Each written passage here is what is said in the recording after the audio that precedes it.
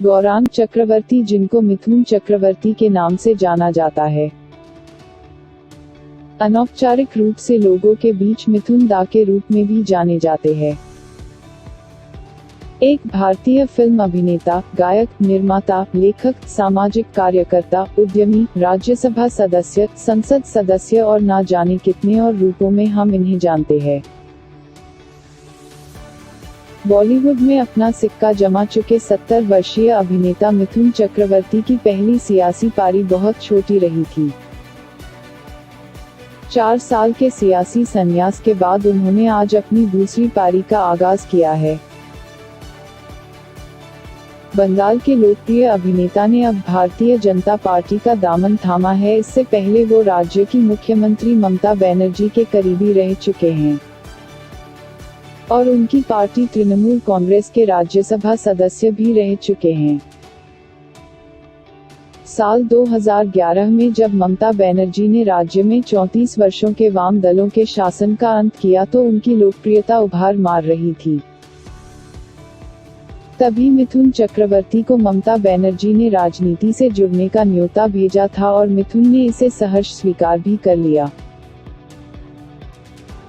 2014 में मिथुन चक्रवर्ती तृणमूल कांग्रेस के टिकट पर राज्यसभा चुनाव जीतकर संसद के ऊपरी सदन पहुंचे, लेकिन करीब 2.5 साल के कार्यकाल में वो सिर्फ 3 दिन ही संसदीय कार्यवाही में भाग ले सके। 2015 से 2016 में जब शारदा चिटफंड घोटाले में मिथुन चक्रवर्ती का भी नाम जुड़ा तो उन्होंने दिसंबर 2016 में राज्यसभा से इस्तीफा दे दिया। इसके बाद उन्होंने खुद को राजनीति से अलग कर लिया और सियासी जगत से संन्यास ले लिया।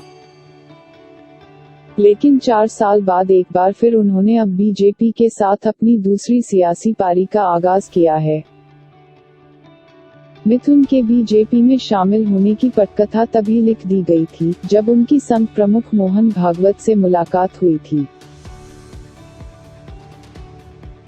शनिवार की देर शाम जब बीजेपी के राज्य प्रभारी कैलाश विजयवर्गीय ने कोलकाता के बेलगाचिया इलाके में उनके घर पर जाकर मुलाकात की तो सारा दृश्य साफ हो चुका था।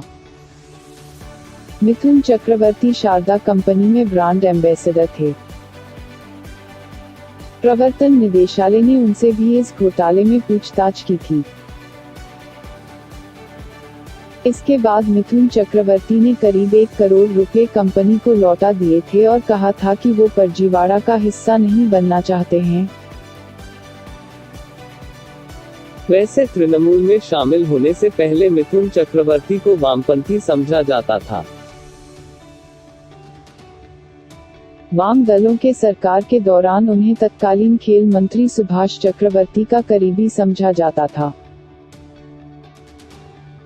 युवावस्था में मिथुन ने खुद को वामपंथी बताया था। इसी वजह से जब उन्होंने ममता का दामन थामा था तो राज्य के लोगों को आश्चर्य हुआ था। एक बार फिर उन्होंने सभी को अपने कदम से हैरान किया है।